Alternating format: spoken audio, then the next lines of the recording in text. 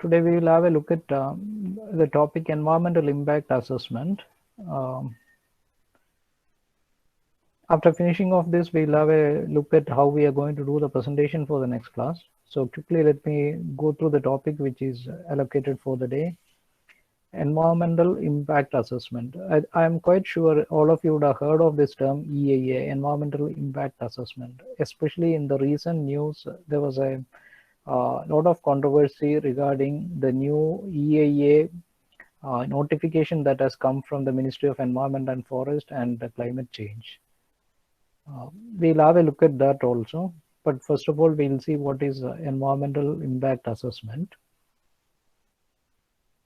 EIA or environmental impact assessment is a formal process used to predict the environmental consequence of any development project. So environmental impact assessment means it is simply a process to predict the environmental consequence of any development project. A development project, for example, it could be a hydroelectric project, it could be an irrigation project, it could be an airport, it could be a wastewater treatment plant, it could be a huge road construction. So any kind of large, or it could be a mine, it could be a petroleum exploration, any kind of developmental activity, it will have environmental impact. We know that human developmental activities has contributed to pollution and environmental damage. So out of that only we got this idea of sustainable development. So in order to make the developmental activities more sustainable, before we go into any developmental activity, especially a huge developmental project, what we need to do is we need to try to predict the impact of that on the environment. So if we are going to construct a new dam across a river, that too in a forest, what will be the impact? We will be constructing roads to that dam site. More people will be moving into the forest, so more trees will be cut down, and a lot of construction material will be taken in there, and there will be a lot of noise during the construction. And the people, those who are going in there, could be hunting animals. And even after the construction, during the operation, people may be staying there. How it is going to affect the wildlife? And once you construct a dam across it, how is it going to affect the life of people downstream and upstream?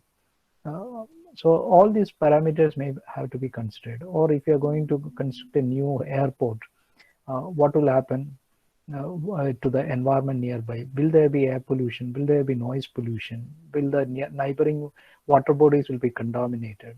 Or if you want to construct a new wastewater treatment plant or a solid waste processing plant for a city, so what could be the impact in the neighboring region? So this kind of, or if you're going to plan to mine some minerals from a place, what could be the consequences? So for any developmental project, before going into that, we will generally do this environmental impact assessment, especially for large projects.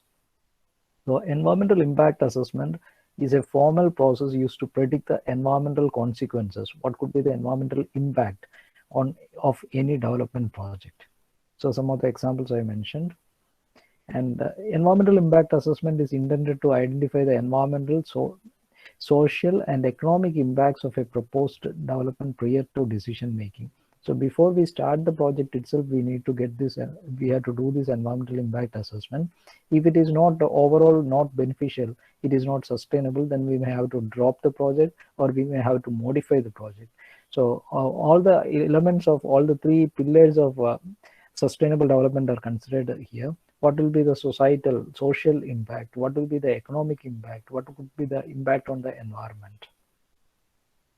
And using environmental impact assessment, it is possible to arrive at the following: the most environmentally suitable option at an early stage. If you do the environmental impact assessment of any project, for example, a highway project, if the original layout of the highway is in such a way that it will pass through a thickly populated area where large number of people will be affected, or the livelihood of people will be affected, or if it passes through a forest and if it is going to affect the wildlife there, or if it is going to lead to the destruction of exquisite flora and fauna, or if it is going to create a lot of pollution in a pristine environment. So if you look at all these parameters, sometimes you may have to find the alternative options. For example, you may change the layout of the road. Alignment of the road may be changed. The best practicable environmental option. So after the assessment, you will arrive at a best practicable environmental option, and what are the alternative things we can do to reduce the impact on the environment. And after the environmental impact assessment, we will have a report or a statement. Usually it will be a huge report, and which will be accompanied by a small executive summary or a smaller report also.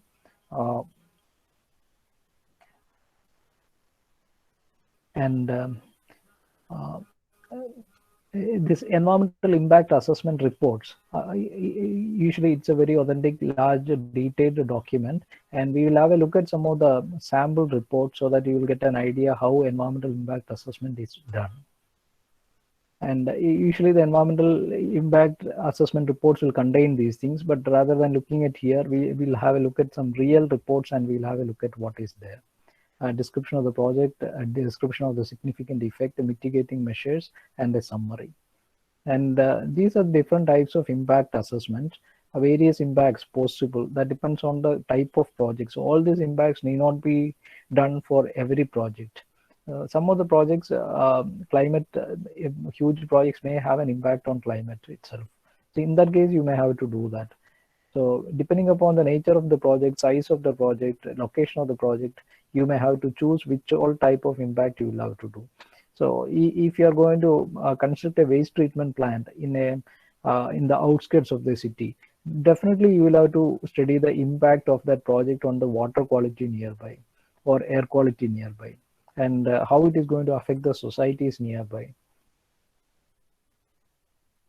And some of the benefits of the environmental impact assessment, I already mentioned, it is quite essential that we have to do environmental impact assessment to have a sustainable development program. And if you do that, we will be able to modify the project in such a way that sometimes the impact could be reduced, and the cost of the project and time of the project also could be reduced. Otherwise, in between, there will be protest from the people in the neighboring region, so that you may have to stop the project. So if you do the real environmental impact assessment, then you will be doing the social impact also. You will be assessing in advance itself what could be the consequence, whether people will oppose. So you will have some public hearing in which you will be learning from the people of that locality where this project is going to be implemented, that what are the inconveniences, what are the perceived threats to their lives and livelihoods and environment they have, and their concerns. So if it is addressed and if we take them together, then the project could be implemented. Otherwise, project could be delayed, and there could be a lot of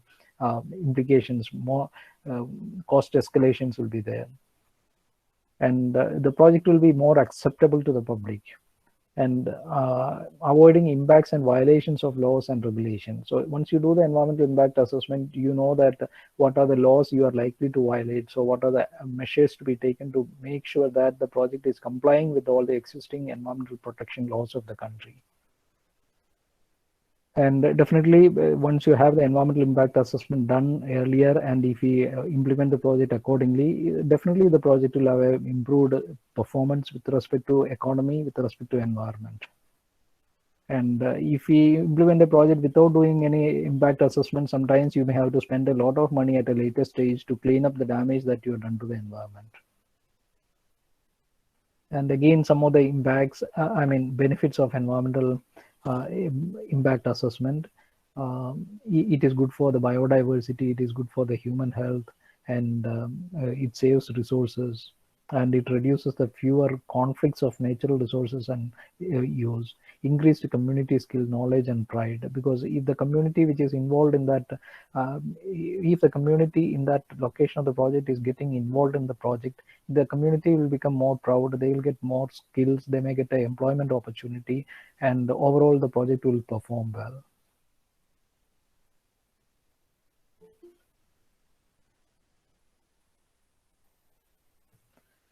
And key elements of EIA, or sometimes they may say key stages of EIA. So there is something called scoping, screening, The scoping means identifying the key issues and concerns of interested parties. That is scoping. What is the scope of EIA? Screening. Screening means whether the project need to be included for EIA. That depending upon the nature of the project, you will be deciding whether an environmental impact assessment is required for the project as per the existing regulation. This is where the major controversy right now with the new EIA notification from Ministry of Environment and Forest, that is EIA notification 2020, compared to the earlier notification. The earlier notification came in 2006. So even this teaching material I would have prepared way back in 2008 or somewhere. I would have used the 2006 regulations or the notification, and comparing to that notification, the current 2020 notification has got some major variations. As per this new notification, many of the projects of certain smaller dimensions, smaller scale, need not be included for EIA. You don't have to do any environmental impact assessments for many projects as per the new regulation, depending upon the size. But in the earlier regulation, earlier notification, it was necessary. So compared to 2006 notification, 2020 exempts a number of projects of smaller sizes from conducting environmental impact assessment, doing scoping, and even doing public hearing, all these things. So which against which many people are environmental organizations and a lot of public civic forums are reacting. They are telling that it is going to lead to greater deterioration of the environment in India. So it's not good for the country. It is not good for sustainable development. That is an argument, because this kind of thing, whatever be the modifications you make, there will be always an argument. So I think they may have to do a real environmental impact assessment of the, or impact assessment of the new notification itself. So that is what the government is doing, I believe, and they may go ahead with that, or they may modify it. That is left to the government. Identifying and evaluating the alternatives. So if there is a large highway, the location you want to change, or if there is a, you want to have a high-speed railway track between Kasaragod and Trivandrum, then the location, you may have to evaluate the alternatives, whether you want to have it on the land or whether you want to have it overhead. If there is a lot of environmental impact, social impact, then you may have to think of the alternatives. You may have to evaluate the alternatives. And mitigating measures dealing with the uncertainty. Mitigating measures, not only uncertainty, even with the pollution. So if you feel that there is going to be a lot of pollution, lot of damage to the environment, what is the corrective measures or mitigating measures that you are going to take to minimize the impact? And issuing environmental statements. So that is a final stage. You create a report. So like whenever you do a project, at the end there is a project report. That is an environmental impact assessment report. Then what is scoping? Scoping means identify the key issues, and already I mentioned in brief what is screening. The screening, what is mentioned here, is as per 2006. Screening now is different. And alternative, mitigating measures, environmental statements, that's all. And these are some of the key points to remember conducting an effective EIA. Before we have a look at this, we'll have a look at some of the EIA reports, and we will have a look at the environmental impact assessment notification given by the central government in 2020 and 2006. Both the documents, both are huge, but I'll just try to show you a little comparison so that you'll get a feel of it. Let me start showing to you some of the environmental impact assessment reports.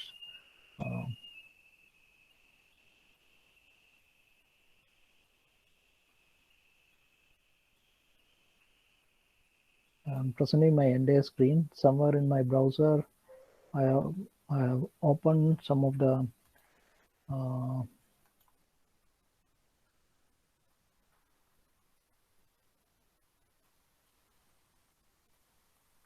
let me see. This is an executive summary of a okay, I hope it is visible to you. I'll try to zoom it as much as possible.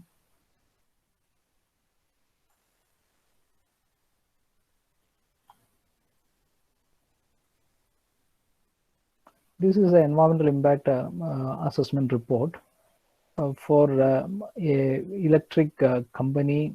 The project is not mentioned here. I'll take a simpler example.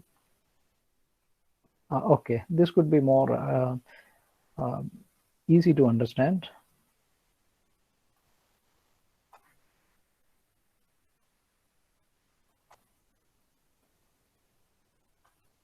This is I was looking for the Cochin Metro, but I could not locate this. Chennai Metro Rail Limited, their environmental impact assessment EIA report of for Chennai Metro Rail Phase 2 priority corridors. That is some extension of the already existing Chennai Metro Corporation Metro. They're planning to extend. So what is the environmental impact? They have done a study and its report. This was I mean published in 2017. Just look at the contents. I'm showing this to get you a feel of the environmental impact assessment report and what are the contents. There will be an executive summary of it.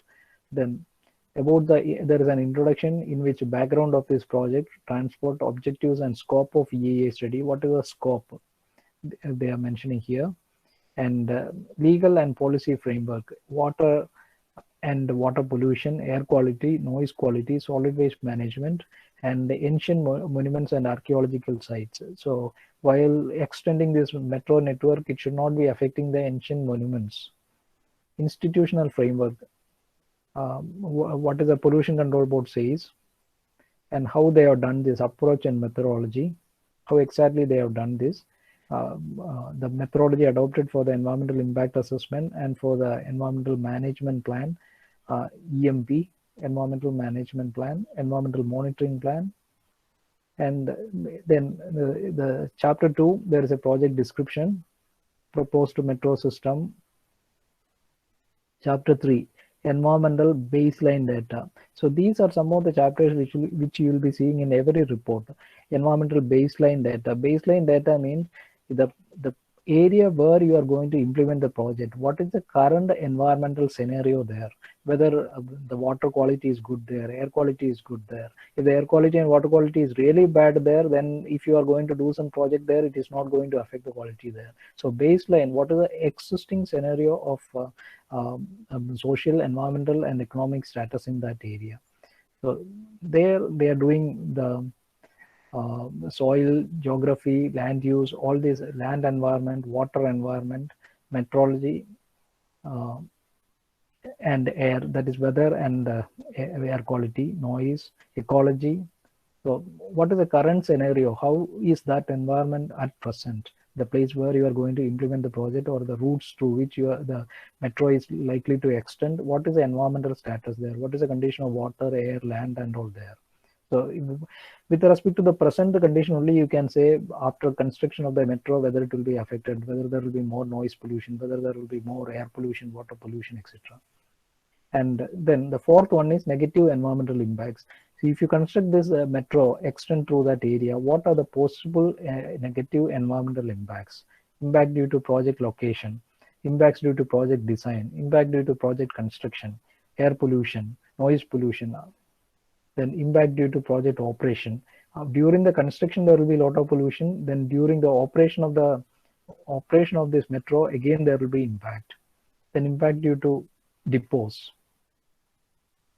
Then positive environmental impact. Don't think that all the impacts of any project on the environment could be negative. There could be positive impacts that also will be highlighted there. Employment opportunity. Mostly the benefits will be social. And you see traffic noise reduction, it's a positive impact. See, if there was no metro rail, then there would have been more cars, two-wheelers and all. Because of that, there would have been more noise pollution. Compared to that, a single train moving in electric power will produce less noise compared to large number of smaller vehicles moving around, and less fuel consumption. And what are the mitigation measures? You have, that is environmental management plan. You have identified what are the environmental impacts during the construction and operation. So what are the environmental mitigation plans? In order to reduce the impact, what are the plans you have in mind? During construction, what you are going to do? During operation, what you are going to do? And disaster management, emergency measures, and summary of environmental management plan and environmental monitoring plan. This is another thing. Essentially, there has to be an environmental monitoring plan. if you search the site of Kannur Airport also, presently you will see there will be an environmental monitoring plan. In the long run, how does this environment surrounding region is affected? So these are the major things you will see in any EIA report. Of course, there will be slight variation, but generally you will see definitely introduction will be there. Then project description could be there. It has to be there. And 3, environmental baseline data. Baseline data means the currently what is the status of the environment in the place where you are going to implement the project. Then you will have the positive, positive and negative environmental impacts. What are the negative impacts you are expecting? 4, 5, positive impact. Then 6, environmental management plan. What is the environmental management plan you are having? And the environmental monitoring plan. So these are the essential things you will see. Let us have a look at one more report. I believe this is another report. Yes, Kochi Metro. Yes, Kochi Metro. This is executive summary only, not the full environmental impact assessment, but this is a abridged, a condensed form of this report, executive summary of environmental impact assessment study. So this is not the complete environmental impact assessment report, but this is a brief thing. So it will, you can have a look at the headings. Headings will remain almost the same. Kochi Metro project. And who has done this? Consultants. Always this kind of work will be done by consultant. What is the minimum qualification required for these consultants, etc., are mentioned in our EIA notification by the central government. An introduction, a project description, from where to where it is running, all the project description, then baseline environment, the current area where you are going to construct the metro, what is the condition of the soil, what is the condition of the air, what is the condition of the other environmental things, water quality, air quality. Then impact assessment and mitigation measures, they are put together. So what are the possible impacts on the environment in the area where you are going to construct this metro, and what are the mitigation measures you are suggesting or mitigation plans you are suggesting.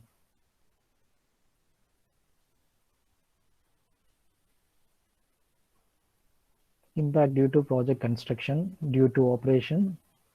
So even this EIA study, I think some of your senior batch have done some minor environmental impact study for this Kannur Airport. So EIA study can be done by you also as a project, but please understand, you in order to do an environmental impact assessment report and study, you will have to study number of reports, and you will have to understand the legal framework. And this environmental impact assessment is coming as a separate elective subject, and it's a core paper in the MTech environmental engineering. So there is a textbook called Environmental Impact Assessment by one Kander. That was a very old book, very renowned one. And this environmental impact assessment has been there in the world for quite a long time.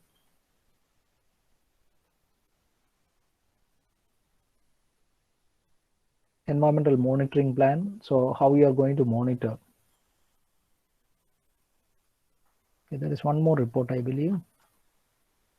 Environmental impact assessment report. I think this is a full report for a project. What is that project? Let us see.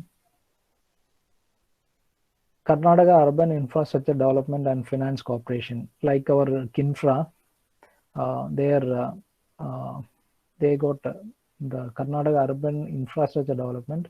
They are doing this a common municipal solid waste management facility. So they will collect the municipal solid waste from the city, and they will process it, treat it, and recycle or reuse it, and convert it or landfill it, or whatever it is. There is a project.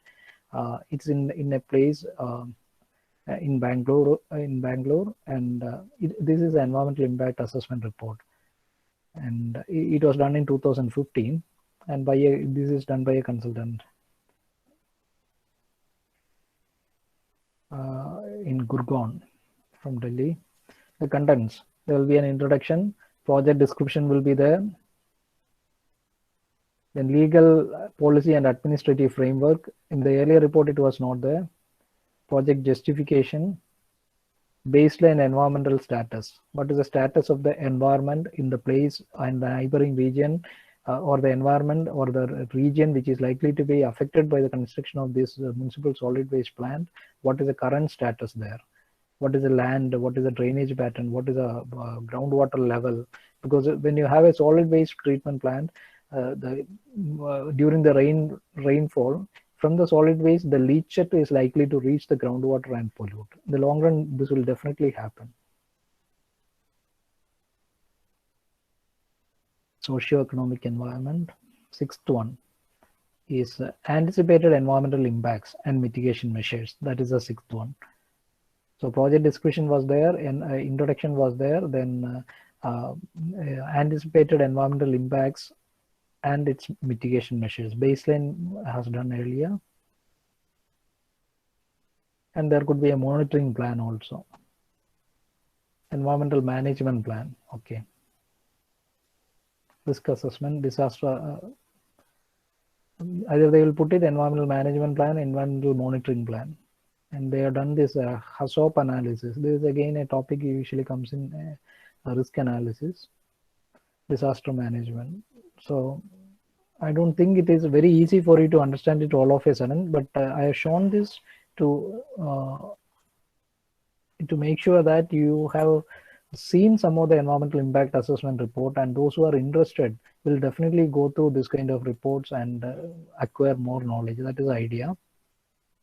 You can see this is around 200-page report, whereas the summary of Cochin Metro was 15-page report, and the other one 131. Usually all these reports will be above 100 pages, and environmental impact assessment reports around 200 pages, but the contents will be this almost similar. So this is environmental impact assessment, and these are the general contents. From project to project, the report will vary a little. And now let us have a look at the environmental impact assessment notification given by Ministry of Environment and Forest in 2006. Then we will have a look at the new notification came in 2020, and then we will have a look at how does it compare and what is the comments by some people.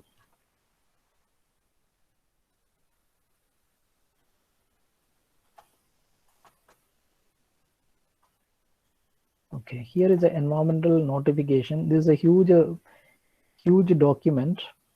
It requires a lot of patience. Published in the Gazette of India, Extraordinary Part 2. This was published in 14 September 2006.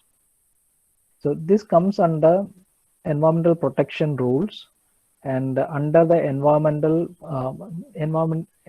Act, because you already seen the Environmental Protection Act 1986. You have seen Air Act, you have seen Water Act, you have seen Air Act, then Environmental Protection Act or Environment Act in 1986. Under this umbrella act only, this environmental protection rules, and under that only this notification comes. So please remember, this is an EIA, Environmental Impact Assessment notification, is a part of or coming under the Environment Act or Environment Protection Act of 1986.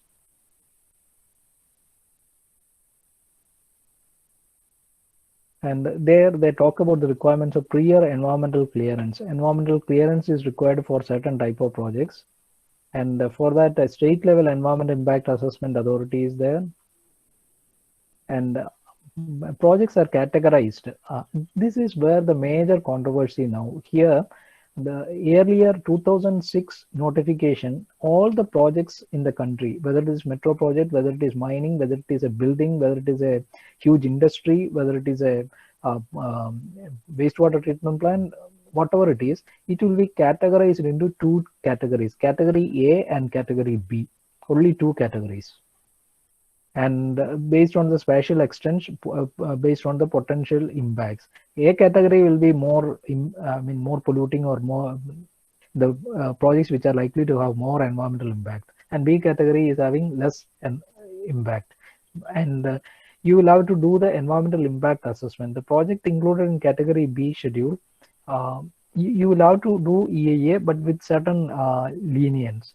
But now in the current environmental impact assessment notification, there is one more category, and in that category you don't have to do the environmental impact assessment. I'll show you when we come to that 2020 report. And here you will see screening, scoping, appraisal committees, screening and scoping.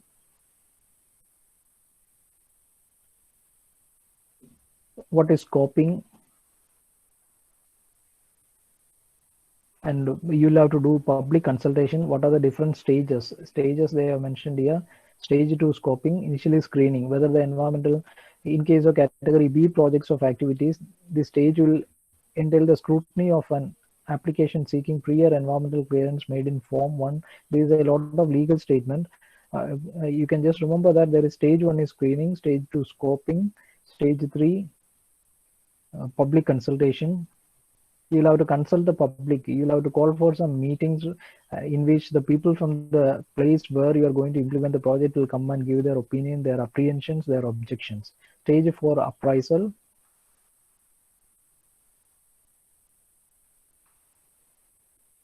Then grant or rejection of the project. Validity of environmental clearance. Post environmental clearance monitoring. They are talking about monitoring. Okay, these are the schedules. Schedule A and Schedule B. The mining of minerals greater than or equal to 50 hectare, less than or equal to 50 hectare. That is how the projects are classified. Let us say river valley projects greater than or equal to 50 megawatt, less than 50 megawatt. Thermal power project greater than 500 megawatt, less than 500 megawatt.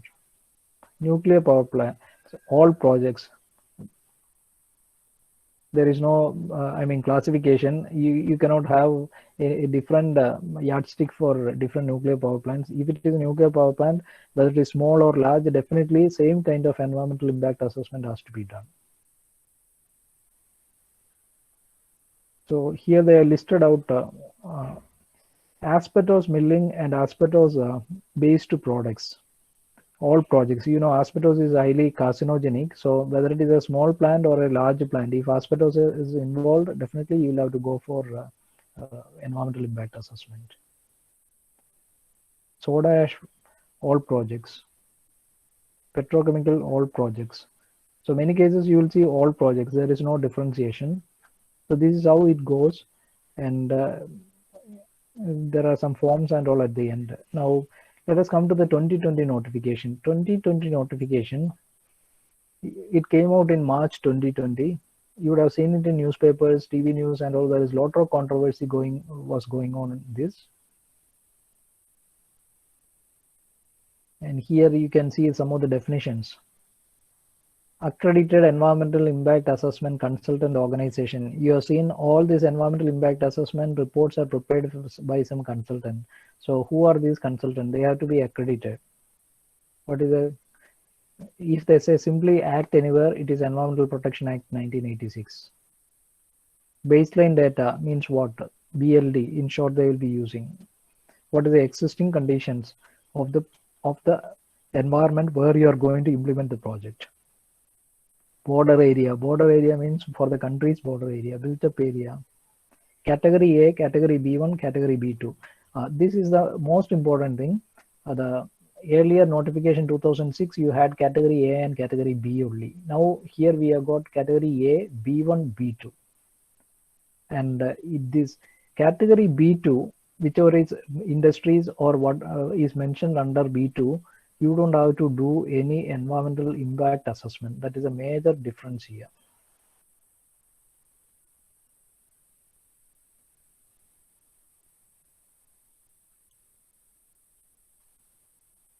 I cannot show you the entire report. It is running for 83 pages. Let us see the B2 alone. The controversy is with the V2. So let me try to find where our B2 is coming. B2.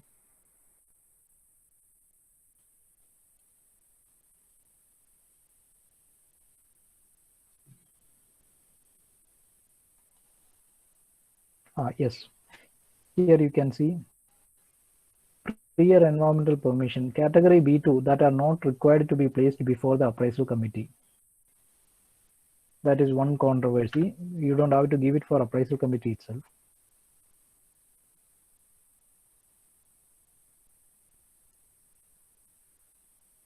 B2 that are not required to be placed before the appraisal committee.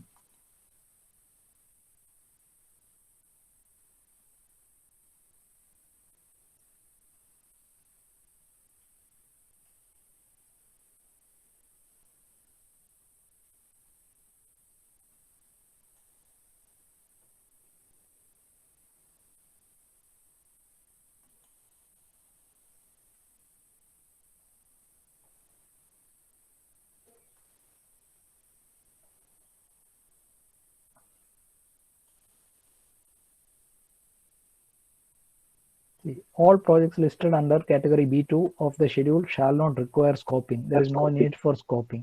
That is another there is no this is another reason for controversy. No EIA report shall be required for the project listed under category B2. This is another big controversy. No EIA report shall be required for the projects listed under category B. This is another major point of contention. Okay, now let us go to the schedule, the list of industries. Yes, in 2006 you have seen the table. I hope you may remember there was only A and B. Now here we have got A, B1, B2. The B2 mining less than or equal to 5 hectares of mining lease area. No environmental impact assessment is required. See, and exploration, oil exploration, offshore exploration, no environmental impact assessment is required. Whether it affects the marine life, whether it affects coral reefs, nobody is bothered at this point. And river valley projects up to 25 megawatts hydroelectric power generation, no EIA is required now. Okay, this is where the people are making a lot of noise. I hope you got the point. Again, I'll show you some of the reports or yes. I hope it is visible now. Issues with the draft EIA notification 2020.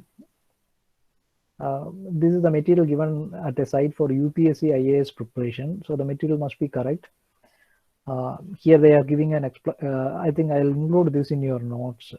Environmental impact assessment is a process of evaluating the likely environmental impacts of proposed projects or development, taking into account the interrelated socio-economic, cultural, human health impacts, both beneficial and adverse.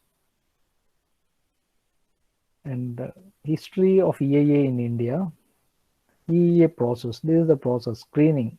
The project plan is screened for scale of investment, location, type of development, and if the project needs statutory clearance. Then scoping, the project's potential impacts, zone of impacts, mitigation possibilities, and need for monitoring. Collection of baseline data, next stage. Then impact prediction, then mitigation measures, and EIA report. And with that, you'll have to go for public hearing, then decision making. Then after implementing the project, the monitoring, the implementation, during the implementation, then assessment of alternatives, then risk assessment. So these are the various EIA processes involved.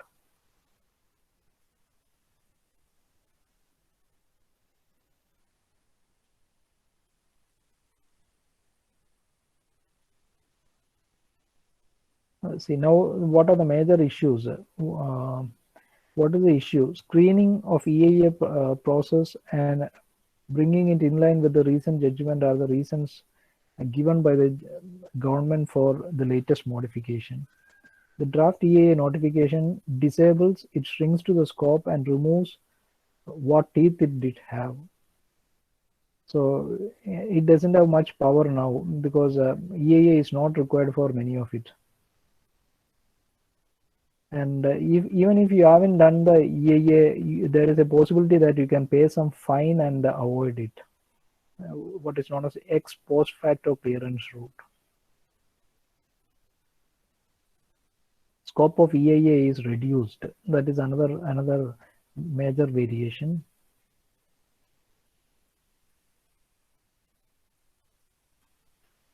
And environmental regulation must balance damage to the environment with sustainable development and possible benefits. But the new notification lays more emphasis on the benefits and so must be reconsidered. That is a conclusion. Now coming back to our presentation, and these are some of the points to be considered while implementing the EIA. Anyway, if time permits, you can go through this. I'll include it in the notes, and now I think time is up. And for Thursday meeting, Thursday presentation, Thursday we will do one thing. A class, the same link you can use, and for the B class, I'll post another link in your website. I mean, in your WhatsApp group, and I'll try to get some other faculty also to assess, or else I'll try to manage both the batches. Let us see. But please use the correct link to get in, and you can have a presentation for around 10 minutes. Meanwhile, if you have got any doubts regarding the presentation or how to do it, anything, you can contact me over phone or WhatsApp. And there is nothing to be afraid of. This is an opportunity for you to sharpen your skills. So some of you may be doing the first presentation. You don't have to worry. You can do it well. And another thing I noticed is that your class people have done very well. Many of you have done very well in the aptitude test that has taken place on Saturday. The score seems to be good for many people. I noted down the names, but I don't want to project it now. So it's a really good trend, because at the end of the day, after 4 years, if you go for any competitive exam for job selection or for GATE exam, everywhere there will be an aptitude section. So if you start doing practicing now itself, it will be really good for you to get a better job. So all the best, and congratulations for all those who have scored well in the aptitude test. Please do continue to do that. Others, please don't neglect it. Take it seriously, because now with the advent of this online education, many places the academics is diluted. The intensity of teaching may not be there in many places. So because of that, the prospective employers, they will be looking for quality people. So they may look for GATE only, those who are qualified in the GATE exam. So now itself, you start preparing in line with the GATE. Have a look at all the question papers, or in the net you can search for, if you're studying solid mechanics now, the GATE questions for solid mechanics. You search in the net, you will get questions. You see whether you are able to answer the questions. Let us say any topic you are learning today, search for GATE questions on that topic. And if you are able to answer the questions which have appeared in the GATE, then your learning is in the right path. If you are not able to answer, then you will have to study something, what is lagging, you will have to find out. So please do enter your register number and log off.